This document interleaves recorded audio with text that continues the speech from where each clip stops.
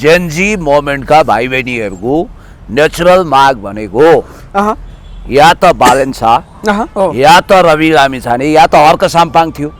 त्यसको लागि जेनजीका कतिपय अगुवाहरूले गृह मन्त्रालयसम्म प्रेसर दिएर त्यहाँबाट स्पेसल चिठी बनाएर राष्ट्रसभाका नेताहरूलाई आफैले फोन गरेर ल हामीलाई रवि लामिछाने जसरी पनि चाहियो, at any cost at any rate रविजीलाई छुटाउनु पर्यो, हामी उहाँलाई प्रधानमन्त्रीको रूपमा देख्न चाहन्छौँ भनेर प्रेसर दिएको। बालेनजी कुना पस्नुभयो, उहाँले आँट गर्नु भएन होइन। अब रविजीले नैतिकता देखाउनु, रविजीले के भन्नुभयो भने म अहिले प्रधानमन्त्री हुन्न किनभने केस चलिरहेछ। रविजीले चाहेको भए जेनजीलाई आह्वान गरेर उहाँले एउटा माहौल क्रिएट गरेर बाहिरै बसेर बाहिरैबाट मुद्दा लडेर उहाँ छिटोभन्दा छिटो मुद्दा दरकिनार गरेर उहाँ प्रधानमन्त्री विकराल अवस्थामा के रवि लामिछाने आएपछि के जुन जेनजीहरूका माग सम्बोधन गर्न सक्छन् न, आवाज सुन्न सक्छन्। रवि लामिछाने अवस्था छ सुन्नु न, रवि लामिछाने भगवानै बनेर आएर जादुको छडी चलाएर रातारात समस्याको समाधान गर्ने थियो होइन। तर रवि लामिछाने अहिले देखिएका नयाँ शक्तिका नेताहरूमध्ये सबभन्दा स्मार्ट हो। अब हेर्नुहोस् विडम्बना के भयो, रवि लामिछाने त्यतिखेर जेलमा जानु हो स्वैच्छिक तरिकाले, बिचरा आफ्नो बर्थडे पनि नमनाएर, बुवाको श्राद्ध थियो पर्सिपल्ट, बालेन शाहजीले आँट गर्नु भएन होइन। रवि नभएपछि बालेन भन्ने भयो।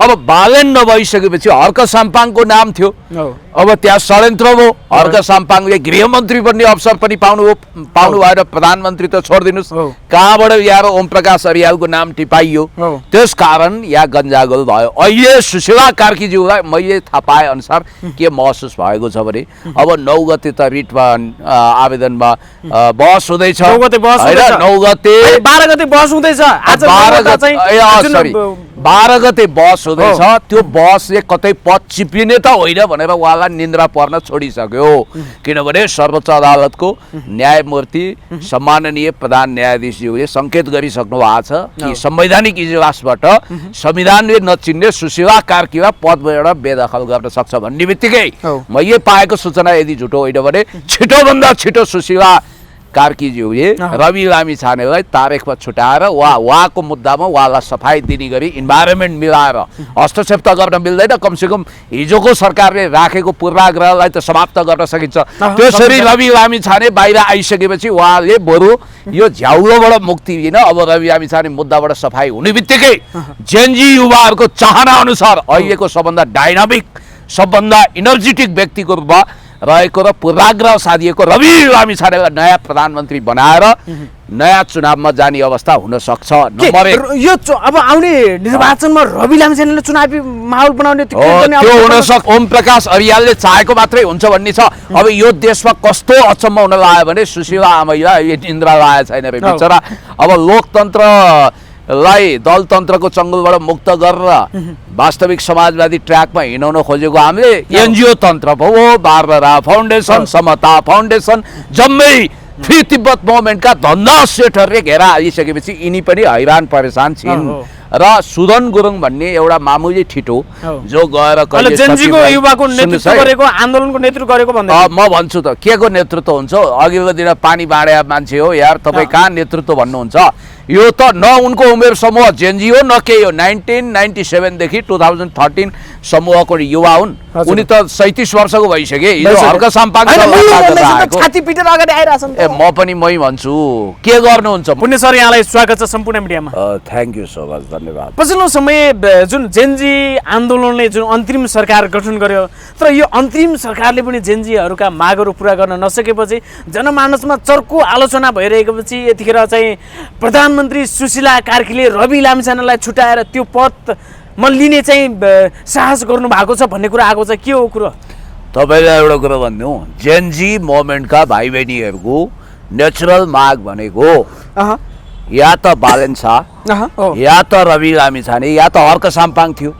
त्यसको लागि जेनजीका कतिपय अगुवाहरूले गृह मन्त्रालयसम्म प्रेसर दिएर त्यहाँबाट स्पेसल चिठी बनाएर राष्ट्रसभाका नेताहरूलाई आफैले फोन गरेर ल हामीलाई रवि लामिछाने जसरी पनि चाहियो, at any cost at any rate रविजीलाई छुटाउनु पर्यो, हामी उहाँलाई प्रधानमन्त्रीको रूपमा देख्न चाहन्छौँ भनेर प्रेसर दिएको।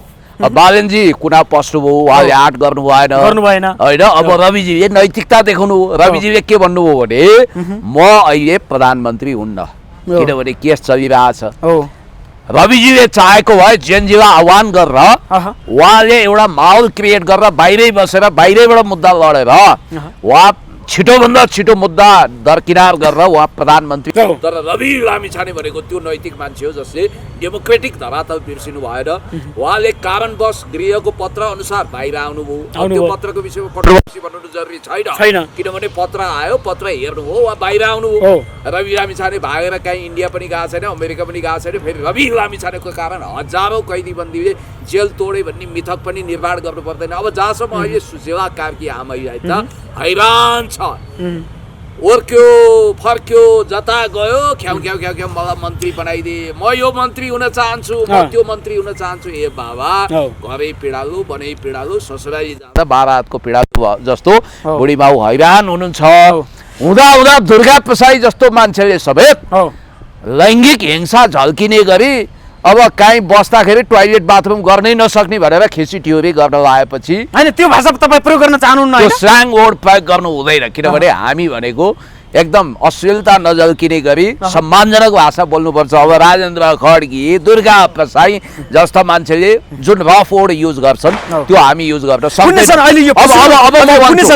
यो समयमा यो विकराल अवस्थामा के रवि लामिछाने आएपछि के जुन जेनजीहरूका माग सम्बोधन गर्न सक्छन् आवाज सुन्न सक्छन् रवि लामिछाने अवस्था छ सुन्नु न रवि लामिछाने भगवानै बनेर आएर जादुको छडी चलाएर रातारात समस्याको समाधान गर्ने थियो होइन तर रवि लामिछाने अहिले देखिएका नयाँ शक्तिका नेताहरूमध्ये सबभन्दा स्मार्ट हो अब हेर्नुहोस् विडम्बना के भयो रवि लामिछाने त्यतिखेर जेलमा जानु हो स्वैच्छिक तरिकाले बिचरा आफ्नो बर्थडे पनि नमनाएर बुवाको श्राद्ध थियो पर्सिपल्ट बालेन शाहजीले आँट गर्नु भएन होइन रवि नभएपछि बालेन भन्ने भयो अब बालेन नभइसकेपछि हर्क साम्पाङको नाम थियो अब त्यहाँ षड्यन्त्र भयो हर्क साम्पाङले गृहमन्त्री बन्ने अवसर पनि पाउनु भएर प्रधानमन्त्री त छोडिदिनुहोस् कहाँबाट यहाँ ओम प्रकाश अर्यालको नाम टिपाइयो त्यस कारण यहाँ गन्जागोल भयो अहिले सुशीला कार्कीज्यूलाई मैले थाहा पाए अनुसार के महसुस भएको छ भने अब 9 गते त रिटमा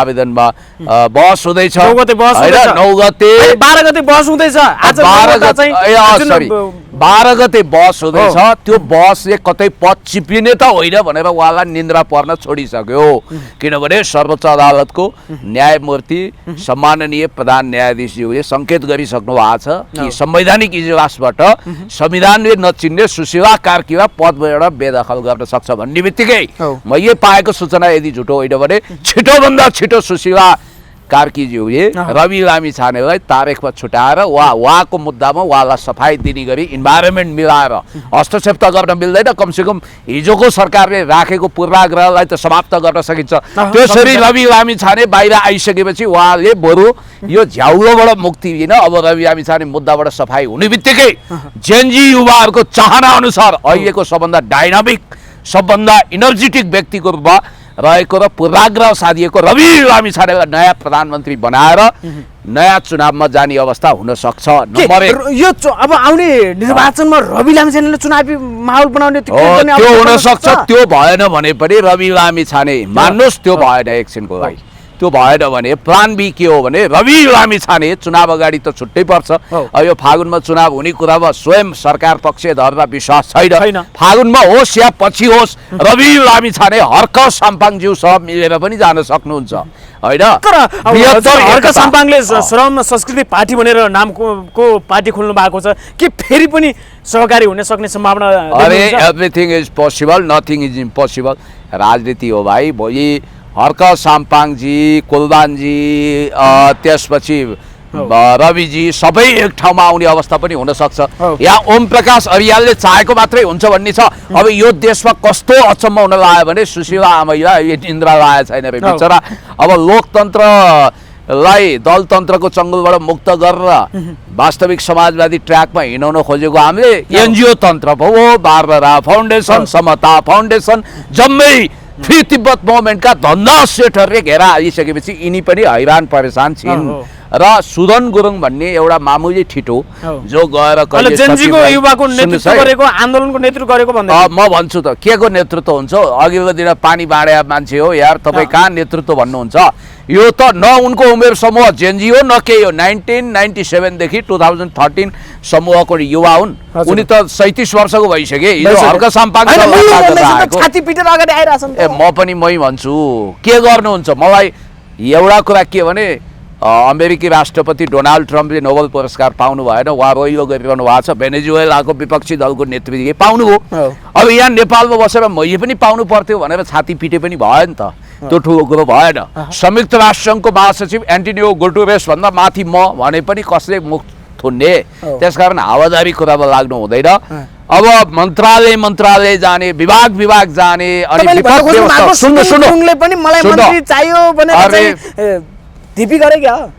खोज पत्रकारिता र रहस्यमय न्युज पब्लिस गर्ने कुरामा महारत हासिल गरेको किशोर श्रेष्ठ सम्पादक रहेको जनआस्था अनलाइनले स्पष्ट रूपमा लेखेको छ कि सुदन गुरुङले त्यो जुन दिन सुशीला आमैलाई ढोगे नि त्यो दिन नै मलाई त्यही केटी चाहिन्छ सहीमा लडीबुडी गरेर लौ एक थान गृहमन्त्री मलाई बनाइदिनु पर्यो भनेछन् त्यतिखेरसम्म बालन शाह र ओम प्रकाशको सम्बन्ध राम्रै थियो अब गृहमन्त्री ओम प्रकाशको नाउँमा टाचा लागिसकेका थियो सुदन गुरुङ सर यदि गृहमन्त्रीमा सुदन गुरुङ मनोनित भयो भने त 2 घण्टामा ओली पक्रा हुन्छन् भन्छन् त होइन एउटा कुरा के भने नि त्यो छोडिदिनुस् त्यो विधि पद्धति प्रक्रियाबाट अगाडि बढ्दा यी सब कुराहरू एकछिनपछि आउला सुदन गुरुङ भनेको एउटा स्कुले केटाकेटी जस्तो स्वभावका मान्छे हुन् ए लेभल पनि पास गरेका छैनन् केटाकेटी आए गोली चलाए मट्याङ्ग्राको सत्यानाश त्यो सुदन गुरुङलाई बनाउनु सट्टा त म तपाईँलाई सिफारिस गर्छु यार तपाईँ योग्य हुनुहुन्छ कमसे कम यतिको बोल्न त तपाईँ सक्नुहुन्छ प्रश्न राख्न सक्नुहुन्छ ती भाइ त यति पनि बोल्न सक्दैनन् गएर तपाईँको सहसचिव सचिव प्रहरी आइजीहरूको बिचमा गएर आदेश फर्माउँछन् कुन हैसियत र कुन आधारमा यो आइएनजिओ को फन्डिङमा बारबरा फाउन्डेसन जसले फ्री तिब्बतको निम्ति लगानी गर्छ जसले फ्री तिब्बतको ट्याटु खोपेको छ त्यो केटो गएर ठाउँ ठाउँमा निर्देशन दिने हैसियत कसरी बनाए बिकज अफ बालेन शाहले बुस्टर डोज लगाएको छ अनि अर्को कुरो म तपाईँलाई भन्छु बालेन शाहजीको दाउपेची अब ओम प्रकाशजीलाई बनाउन त फु गरेर अक्षता फुकेर गृहमन्त्री बनाइदिनु भयो तर गृहमन्त्री बनेपछि आफैलाई न्यार्न गर्ने खतरा भएपछि अब जनआस्था न्युज लेख्छ उनले ज्यान छाडेर मीरा चौधरी नामक पूर्व एआइजीलाई गृहमन्त्री बनाउन चाहिरहनु भएको छ बालेन शाहजीले यो प्रवृत्तिको कारण हैरान परेशान भएर सुशीला आमैले लौ बाबा कतिखेर गएर विदेशमा बसेको छोरो भेट्ने आनन्दसँग बस्ने यिनीहरूले त निर हराम गरे एउटा केटो आउँछ यसो गर्छ सहसचिव ठुलो कि उपसचिव थाहा छैन ल मलाई मन्त्री चाहियो भनेर देउसी भैलो खेल्छ अर्की ठिटी आउँछ यो मलाई त एउटा रोजिएको मन्त्रालय दिनु पर्यो है भन्छ भनेपछि हैरान परेशान भएर केटाकेटी आए गोली चलाए मट्याङ्ग्राको सत्यानाश भने जस्तै यस्तो प्रवृत्तिको मान्छेले घेरा हाले अब मलाई हेर्नुहोस् व्यक्तिगत रूपमा मलाई अहिले मन्त्री दिए पनि नचाहिने भयो यो क्याबिनेटमा किनभने अब यस्ता खालका अब तपाईँ जस्तो व्यक्ति एउटा बौद्धिक लेभलको व्यक्ति पिएचडी होल्डर व्यक्तिलाई मन्त्री पद दिएपछि तपाईँ किन नजाने त्यहाँ यस्तो के क्वालिटी हुनु पर्यो नि मन्त्रीमण्डलमा रहेका व्यक्तिको अनुहार हेर्नुहोस् होइन तपाईँ क्षमता योग्यता छैन भने होइन ममा क्षमता योग्यता इमान्दारी त चर्कै छ मैले त गरिब दुखी रोगी असहायको लागि लाखौं सहयोग गरेको छु नेपाली समाजमा देखाएको योगदान पनि निकै ठुलो छ त्यसकारण मलाई जहाँसम्म लाग्छ रवि लामी छाने त्यहाँ चाहिँ किन नजाने भने रवि लामी छाने नजानुको कारण के छ एउटा कुरो भोलि रवि डराको तपाईँ पनि तर्सेको हो होइन त्यस्तो होइन कि त्यहाँ गएर नेतृत्व दिन सकिन्न कि जनताले फेरि लखर्छन् कि भन्ने डर हो होइन वाहियात कुरा नगर्ने यार तपाईँ पनि कहाँबाट कहाँ पिङ खेल्दै रोटी पिङ खेल्दै कहाँबाट भावनामा बहकिनुहुन्छ एउटा कुरा ख्याल राख्नु तर जनताले कस्तो मान्छे प्रधानमन्त्री भएको हेर्न चाहन्छन् देख्न चाहन्छन् के भन्नु हो तपाईँ प्रधानमन्त्री भएको हेर्न चाहन्छन् देख्न चाहन्छन् तर तपाईँ किन खुट्टा लडबडाइरहनु भएको छ होइन एउटा कुरो हेर्नु भाइ समय आउनुपर्छ मौका आउँछ पर्खिँदैन भएको कुरो फर्किँदैन उपयुक्त मौकाको तलासमा बस्नुपर्छ देश जनता विकास समृद्धिको पक्षमा हामी अगाडि बढ्नुपर्छ हर्क साम्पाङ इभन रवि लामी छाने सबै पात्रहरू एक ठाउँमा आउनुपर्छ र रवि लामी छानेको लागि एउटा नयाँ किसिमको मार्ग प्रशस्त हुँदैछ मेरो विचारमा त भविष्यमा सुन्नुहोस् है नेकपा एमालेको अध्यक्षता गर्न गइरहनु भएकी विद्यादेवी भण्डारीज्यू महाधिवेशनपछि उहाँकै सम्भावना छ। उहाँ हर्क साम्पाङ रवि लामिछाने सबैले एउटा मोर्चा बनाएर राष्ट्रको विकासमा समृद्धिमा जानुपर्छ। किनभने आज प्रचण्डले पनि भनेका छन् विद्यादेवी भण्डारीज्यू यदि अध्यक्ष हैन ओली हटेपछि हामी सहकारी अगाडि बढ्न जान्छौँ। हैन ओलीजीमा त्यस्तो अहंकार के रहेछ र ओली भएपछि त्यहाँ जानै नआउने छुनै नआउने हेर्नै नआउने। एउटा कुरा हेर्नुहोस्, अब यो गृह मन्त्रीको आयु केमा डिपेन्ड गर्यो भने जेनजीले दिनरात दबाब दिएको छ कि 23 गतेको आन्दोलनमा दमन गर्नेहरू चाहे गृहमन्त्री प्रधानमन्त्री त्यो विषयमा त्यो जो 23 गतेको दमनकर्ता र 24 गतेको विध्वंसकारीलाई जसरी पनि नियन्त्रणमा लिनु पर्यो भन्ने कुरो जेएनजीको छ। त्यो माग पूरा गर्न अहिलेको उतै गृहमन्त्री सक्नुहुन्न भन्ने कुरो पनि आइरहेछ। त्यो भएको हुनाले तपाईँलाई अर्को इन्ट्रेस्टिङ कुरो गरौँ। एउटा भाइ खुब फुरफुर गरेर मन्त्रालय विभाग विभिन्न ठाउँका डिजी एमडीहरूका चार्दै थिए। खोइ राजीनामा चाहियो, खुरुक्क राजीनामा दिनुहोस् भन्थे। बिचरा तिनको त केस पो दर्ता रहेछ त, कहाँ बाख्रा चोरेर आएको कुखुरा चोरेर आएको रे हैन यस्ता जेन्जी पनि हुँदो रहेछ नि, अर्का भाले कुखुरा के चोर्ने। अब यहाँ आएर पनि चेक बाउन्स काण्ड आयो रहेछ, के रहेछ बेचरा अब नजन्मिँदै तुइएको भने त्यही हो। याद गर्नु होला त्यो राजनीतिक मोमेन्ट, त्यो सम्भावना तुइयो। अब जहाँसम्म सुदन गुरुङको चोरी भाले कुखुरा चाहिँ किन चोर्यो होला नि तिनले, अब के थाहा। अब अर्काको कुरो सबै ठेक्का लिएर जान सक्छु भयो। त्यसकारण चोर्नु आफैमा फलाम चोर्नी पनि चोरै हो, चोरै हो, सुन चोर्नी पनि चोरै हो। जेन्जी उमाले भाले नपाएर अर्काको भाले चोर्न जानुपर्ने है। अब त्यही प्रवृत्तिको कारण पछिल्लो समय फेरि 8औं ओलीजीले नै भन्नुभयो कोका कोला चोर्न जाने के चोर्न जाने, चोर्नेले देश बनाउँछ भन्नुभयो। होइन अब एउटा कुरा के भने यस्तो चोर प्रवृत्ति डाका प्रवृत्ति अब हेर्नुहोस् ज्यानमारा मुद्दा लागेको मान्छे AK-47 लिएर विभिन्न ठाउँमा SLR लिएर गएको रहेछ। अहिले त्यसलाई पनि प्रहरीले नियन्त्रणमा लिइरहेछ। त्यसैले एउटा जेएनजीले त गएर जेएनजीको नाउँको कलङ्क हो नि, त्यो आमालाई नि छट्टै काटेछ। यस्ता खराब खतरनाक मान्छेको चङ्गुलबाट मुक्त गर्नुपर्छ। वास्तविक जेएनजीहरू त्यस्ता छैनन्। वास्तविक जेएनजी सभ्य छन्, शील छन्, सहिष्णु छन्, बुद्धवादी छन्। मैले थाहा पाएसम्म हेर्नु होला, यदि यो सरकारको राजीनामा आएन भने रवि लामिछानेलाई रिहा गर, हर्क साम्पाङ अगाडि बढ भन्दै लाखौं लाख युवाहरू आएर सडकमा सुशीला कार्कीको राजीनामा माग्छन्, गृहमन्त्रीको राजीनामा माग्छन्। रविलाई निकाल्ने अवस्था पनि बन्न सक्छ। होइन रवि लामिछाने त छिटोभन्दा छिटो, मेरो त हेर्नुहोस् आमाको मावली हो, म त यही तिहारमा निधारमा सप्तरङ्गी टीका लगाउन रवि लामिछाने छुटेर आउनुपर्छ भन्ने मान्यताको मान्छे। अरे यो देशको म प्रधानमन्त्री हुन चाहन्छु, राष्ट्रपति हुन चाहन्छु, देश चलाउन चाहन्छु, भ्रष्टहरूलाई म थुन्न चाहन्छु, यो देशमा सुशासन ल्याउन चाहन्छु, विकासको मूल फुटाउन चाहन्छु, देश जनता विकास समृद्धिको पक्षमा योगदान गर्न चाहन्छु भन्नेलाई मौका किन नदिने। यस्तो यो सुदन गुरुङ आदि इत्यादि यो तरिकाको मान्छे होइन। अर्को कुरो रवि लामिछाने भनेको देशको पक्षमा उभिने रविलाई देख्नुभयो, कतिले भन्दैछन् रवि लामिछाने त विदेशी एजियन हुन् भन्दैछन् त। कसले भन्यो यार, अब व्यवस्थावश विदेशमा जानु हो, काम गर्नु हो, आउनु हो, व्यवस्थावश त्यहाँ नागरिकता त्याग गरेर त्यहाँको लिनु हो, फेरि नेपाली नागरिकता वरण गरिसक्नु हो। अब एउटा कुरो म तपाईँलाई अर्को कुरो भन्छु कि रवि लामिछानेले सहकारी खोलेर ठगी गरे प्रमाण त छैन। गोर्खा मिडिया प्रालीको प्रबन्ध निर्देशकको हैसियतले चेकहरू काटेको देखियो। त्यो आधारमा रवि लामिछाने ठगुन् या हुन् वा हुन् भनेर गगन थापाले फर्ती गरेका थिए।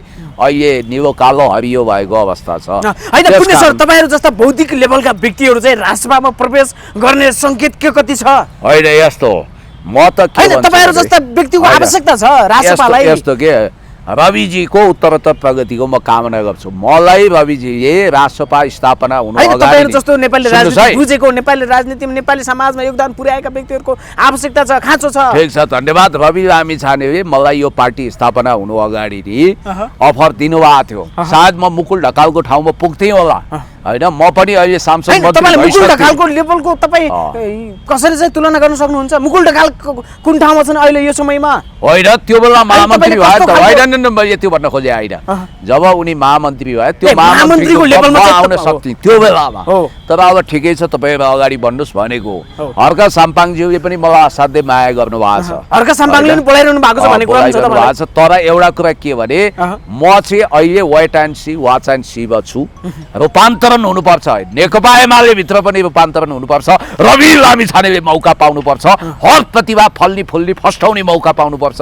इभन तपाईँलाई पुण्य सर राजसभालाई सिद्ध्याउने रविलाई सभापतिबाट निकाल्ने र तहस नहस बनाउने भताभुङ्ग बनाउने कुनै माइकल लालको औकात र तागत छैन। हात नलम्काए हुन्छ, आँखा नचम्काए हुन्छ, एउटा कुरा ख्याल के त राजसभामा त्यो हात कसैले चम्काए पनि हात लम्काए आँखा चम्काए कसैको केही गल्नेवाला छैन। कुनै 12 हातको टागाले पनि रवि लामिछानेलाई राष्ट्रसभाको सभापतिको कुर्सीबाट बेदखल गर्न सक्दैन। म सुन्दैछु विभिन्न तारे होटलमा व्हिस्की वा चुस्की लगाएर स्याम्पेनका बोतल फोडेर चिकन चिल्लीमा रमाएर केही मान्छेहरू लाटो कोसेर जस्तो दिवास सपना देख्दैछन् रे कि रवि लामिछानेलाई हटाउने, त्यहाँ आफू सभापति हुने, ढलिबली हुने। यो कदापि सम्भव छैन, असम्भव। र अर्को कुरो पनि म तपाईँलाई बजारमा 10 रुपियाँको कापी लिएर रोड म्याप कोरिरहेका हुन्छन् रे चिया पसलमा। यो सम्भव छैन, किनभने चिसो भनेकै कोका कोला भने जस्तै रवि भनेकै राजसभा, राजसभा भनेकै रविजी भएर अभिव्यक्त भएको छ। र अर्को कुरो म तपाईँलाई के भन्छु भने रवि लामिछानेको विषयमा सबैले सदासहायता राखेका छन्, प्राय सबैले। म गोर्खा गएँ, बुढा बाबै आमैले पनि त्यहाँ लो बाबु तपाईँको आफन्त पनि हुनु पर्यो, रवि लामिछानेलाई छुटाउनु पर्यो भन्नुहुन्छ। अब बिचरा उहाँहरूलाई थाहा छैन म न्यायाधीश होइन, वकिल होइन। न्यायाधीश वकिल भए पनि न्यायाधीश वकिल न्यायाधीश वकिल भए पनि मेरा सीमाहरू हुन्थे होला। अर्को कुरो म भन्छु, रवि लामिछाने भइदिएको भए, बाहिर भइदिएको भए, उहाँले आन्दोलन सञ्चालन गरेको भए, कल्पना गर्नुहुन्छ टिओबी भन्ने टी सर्ट लगाएर फ्री तिब्बत मुभमेन्टको पक्षमा हामीलाई देश चाहियो भनेर बवाल गर्न सक्थे। खबर बुलेटिन लगायतका मिडियालाई स्याबास भन्छु म, जसले यथार्थपरक भिडियो ल्याइदिनु भयो। स्ल्याङ्गोड मामुवाला शब्द भनेको छ, मेरो देश चाहियो भनेको छ। हामी असंलग्न परराष्ट्र नीतिमा विश्वास गर्छौँ, पञ्चशीलतामा विश्वास गर्छौँ। यो देशको जमिनलाई हामी चीन विरुद्ध प्रयोग हुन दिँदैनौँ। यो हाम्रो असंलग्न परराष्ट्र नीति हो, पञ्चशीलता हो। र हामी हाम्रो राष्ट्रिय स्वार्थमा आधारित भएर अगाडि बढ्छौँ। स्याबास नेपाल प्रहरी चन्द्रकुबेर खापुङजी, तपाईँले त्यस्तो अराजक तत्त्वलाई नियन्त्रणमा लिनु। टिओबी तिब्बत ओरिजिन्स ब्लड के हो त्यो भने भन्दा फ्री तिब्बत मुभमेन्ट दलाई लामालाई रिकग्नाइज गर्ने। हामी त एक दलाई लामाको प्रधानमन्त्रीलाई चाहिँ बधाई आएको थियो भन्ने कुरा आपत्तिजनक भयो नि त, त्यही त आपत्तिजनक भयो। हामी एक चीन नीति मान्छौँ। यहाँ इन्डो वेस्टले प्रायोजन गरेर नेपाललाई हिंसाको परेड ग्राउन्ड बनाउन सक्छ, खबरदार। अब तपाईँलाई अर्को कुरो भन्छु, त्यो टिओबीवाला भाइ रहेछन्, तिनको नागरिकता जन्म दर्ता कहिले भयो तपाईँलाई थाहा छ? म तपाईँलाई 53 सालमा जन्मिएछन्। त्यसको 10 वर्षपछि 2063 साल 12 महिना 10 गतेका दिन उनले पञ्जी अधिकारीको हातबाट ठ्याक्क स्ट्याम्प लगाएर जन्म दर्ता प्रमाणपत्र लिएका रहेछन्। एउटा बालक जन्मिएको 10 वर्षसम्म के हेरेर बस्या?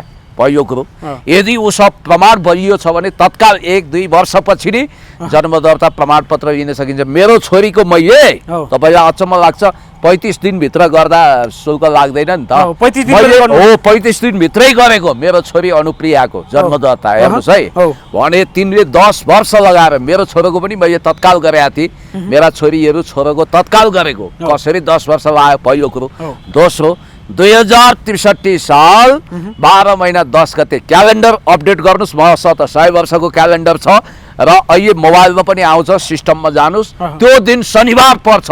नेपालको कुनै पनि सरकारी अड्डा शनिबार खुल्दैन। खबरदार, त्यो कृत्य प्रमाण, कृत्य निशाको आधारमा, कृत्य कागजको आधारमा जुन ढङ्गले शनिबार अफिस खोलेर त्यो पञ्जी अधिकारीले उनलाई जन्म दर्ता गराएका छन्, त्यही अवैध छ। अर्को, त्यहाँ नेपाल सरकारको के लागेको छ? छाप लागेको छ।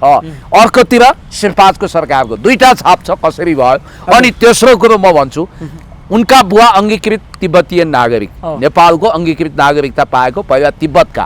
त अङ्गीकृत पिताको सन्तानले वंशजको कसरी पायो? यो विषयमा मसिनो छानबिन गर्नुपर्छ। खबरदार, नेपाल रणभूमि बन्नु हुँदैन, नेपाल फ्री तिब्बत मुभमेन्टको एउटा हिस्सा बन्नु हुँदैन। यो अराजकतालाई सम्हाल्न सक्ने 2-3 पात्र देखाएको छु। नम्बर 1, विद्यादेवी भण्डारी, जो सम्माननीय राष्ट्रपतिको भूमिकामा कुशलतापूर्वक पास हुनुभएको छ र उहाँले यो राष्ट्रलाई माया गर्नुभएको छ, कुनै विवादमा जोडिनु भएको छैन। उहाँले रवि लामिछानेको पनि प्रति पनि अन्याय भयो भनेर बोलिसक्नु भएको छ नामै नलिइकन। एउटा उहाँ उपायुक्त हुनुहुन्छ, दोस्रो रवि लामिछाने हुनुहुन्छ। रवि लामिछाने जो केसबाट मुक्ति पाएर छिटोभन्दा छिटो देश सम्हाल्नुपर्छ भन्ने हाम्रो आशीर्वाद छ। तेस्रो पात्र तत्काल हर्क साम्पाङजी, मान्छेले जे भनुन् उहाँमा देशभक्ति छ, राष्ट्रप्रेम छ र अब बालनजीले हिम्मत गर्नु भएन, उहाँ कुना पस्नु भएको छ। त्यस कारण मलाई जहाँसम्म लाग्छ सुशीला कार्कीको पनि एउटा लाइन क्लियर भएको छ। अब रवि लामिछानेलाई जेलबाट बाहिर आउन कुनै माइकलले रोक्न सक्दैन। अब रोक्न कसैले सक्दैन, रोक्न सक्दैन। रवि लामिछाने भनेको तुफान हो, आँधी हो, सुनामी हो, जलजला हो। रवि लामिछानेको भविष्य उज्जवल छ। अब ठिक छ, उसले हामी अन्तिममा छौँ। अब यतिखेर संसद विघटन फेरि पनि बिउताउने, फेरि पुनर्स्थापना गर्ने भनेर चाहिँ के अरे सर्वोच्च अदालतमा आज 9वटा रिट परेका छन्। कार्तिक 12 गते सुनाइ हुँदैछ। के अब फेरि संसद बिउतिन्छ? के जेनजीको बलिदान खेर जान्छ? अब हेर्नुहोस्, यहाँ 2-3वटा कुरा छ। एउटा भदौ 23 गतेका दमनकारीहरूलाई 7 खत माफ दिने वचन छ। अर्को चाहिँ तपाईँको 24 गतेका अपराधीहरूलाई पनि उन्मुक्ति दिने। खबरदार, यो चाहे सरकारी सम्पत्ति र निजी सम्पत्ति दखलअन्दाजी गर्ने, जलाउने, तोडफोड गर्ने, सिंहदरबार आग लगाउने हुन्, चाहे जेनजीका ती कलिला युवा युवतीको छाती र टाउकोमा ताकी गोली हान्न आदेश दिने, ती सबलाई कानुनी कारबाहीमा ल्याउनुपर्छ। त्यो कुरोबाट भाग्नको लागि यहाँ नयाँ प्रपञ्च गरिएको छ। मान्नुहोस्, मलाई चाहिँ अब अदालतबाट संसद पुनर्स्थापना हुने सम्भावनाको बारेमा सोध्नुहुन्छ भने त्यो सम्भावना कम छ भन्छु। तर everything is possible, nothing is impossible. किनभने सम्माननीय प्रधान न्यायाधीशज्यूले कान्तिपुर सहको इन्टरभ्यूमा स्पष्ट रूपमा संसद पुनर्स्थापनाको रिट आयो भने बहस गर्छौँ भन्नुभएको छ। उहाँहरूले संविधान त गर्ने हो, यो संविधानको धारा 169ले राजकीय सम्माननीय पदमा पुगेको व्यक्ति राजकीय पदमा पुग्न सक्दैन भनेको छ। धारा 67-68ले पनि स्पष्ट रूपमा प्रतिनिधि सभाको म भन्छु बहुमत प्राप्त दलले सिफारिस गरेको वा प्रतिनिधि सभा सदस्य भएको व्यक्ति नै प्रधानमन्त्री हुने भन्छ। अहिले अन्तरिम संविधान छैन, अन्तरिम सरकार छैन। यही संविधान अन्तर्गत सुशीला कार्कीज्यूले शपथ खाएको हुनाले संविधान त उहाँलाई गैर संवैधानिक घोषणा गरेर अब कन्स्टिट्युसनल मतलब अदालतको संवैधानिक इजलास चाहिँ भोलि उहाँलाई अवकाश दिन सक्छ। त्यसपछि संसद पुनर्स्थापना होला। यो कुरोलाई जेनजीले मान्दैनन् भने अर्को वितण्डा हुन्छ कि हुँदैन? त्यो भएको हुनाले मलाई जहाँसम्म लाग्छ छिटोभन्दा छिटो रविजीको मुद्दा टुङ्ग्याउने, एउटा ग्रेसफुल एक्जिटमा जाने, सम्मानजनक बहिर्गमनमा जाने र रविजीलाई देश चलाउने कि त विद्या भण्डारीज्यूले सम्हाल्नु पर्यो कि रवि लामिछाने। जे भए पनि कि त हर्क साम्पाङ, नभए पनि अब बन्ने सरकारमा हर्क साम्पाङ शक्तिशाली उप प्रधानमन्त्री गृहमन्त्री हुनुपर्छ। हवस्, समय समाजको लागि यहाँलाई धेरै धेरै धन्यवाद। Thank you.